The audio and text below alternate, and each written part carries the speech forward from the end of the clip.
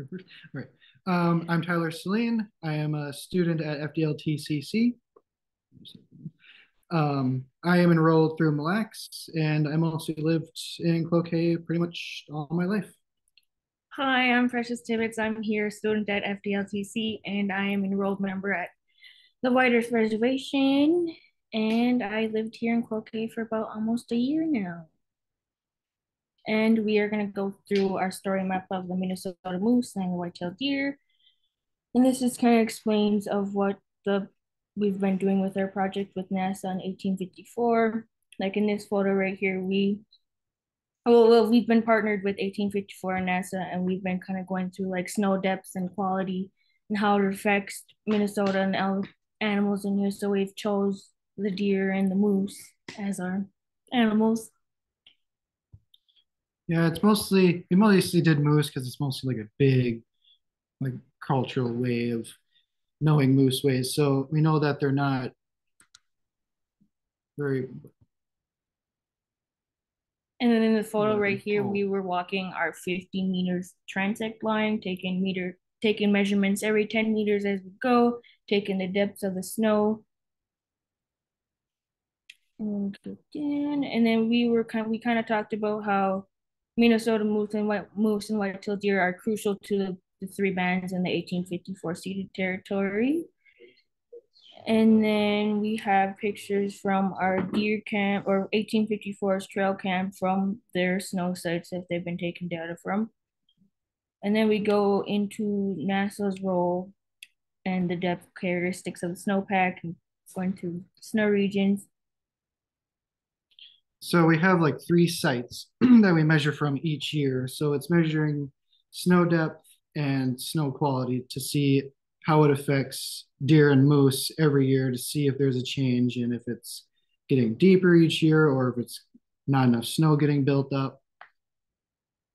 So it's with the deer side, it's if temperatures are getting warmer, then they're going to be wandering more in moose habitats because the deer or the snow isn't as deep as usual. So they're wandering more into moose habitats, and the moose are probably going to be moving more northwards where the temperatures are more stable under their conditions.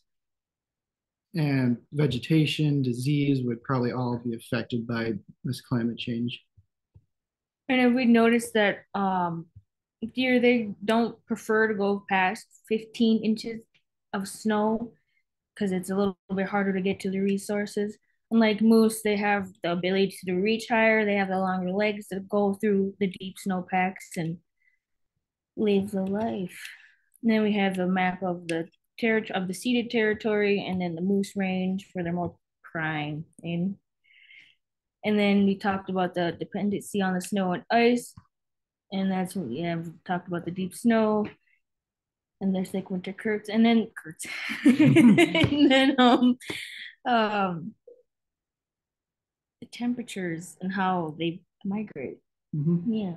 So it's like when the winter comes and the moose or the deer would be more of a migration type. So they would keep moving, but the moose would just stay in their like region that they prefer.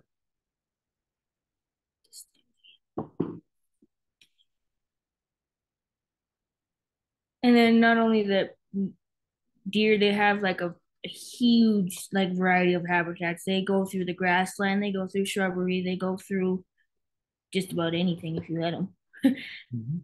And then moose, they prefer, and then not only they deer, if it were to like increase the temperatures increasing, they're gonna be okay because they come from down south and they come back up to north. But moose, they don't go nowhere. They just kind of stay in their region. And then not only from the deer moving into from coming from down south and coming up with all these like the chronic waste disease, the brain worm, they're bringing it up from south because that's where it's a hot spot where Mhm. it's where they're from. And so when they're coming back with these diseases, they're bringing it to the moose. Not only they're infecting them too. And then it just shows like the ranges of where they kind of go. So as you can see, deer population have a huge range, and moose Mhm. only have northern atmosphere type deal. And then moose ticks. With these moose ticks, it's like a major problem for every species mainly. So it's they have this cycle of being attached over the winter, and then they feed off these animals, and then once the spring comes, they lay their eggs, and then as soon as the snow melts, they'll be ready to start the process again. It's very, very fatal for these moose too. And then the hot spots of the moose ticks is when if we had like a really warm winter and the snow melts right away, and then when ticks drop, their eggs are more likely to hatch. But in the wintertime, if we have like a longer winter and it stays cold longer, and when the ticks decide to jump off, they are more likely to die than lay the eggs. So that's where climate change comes on.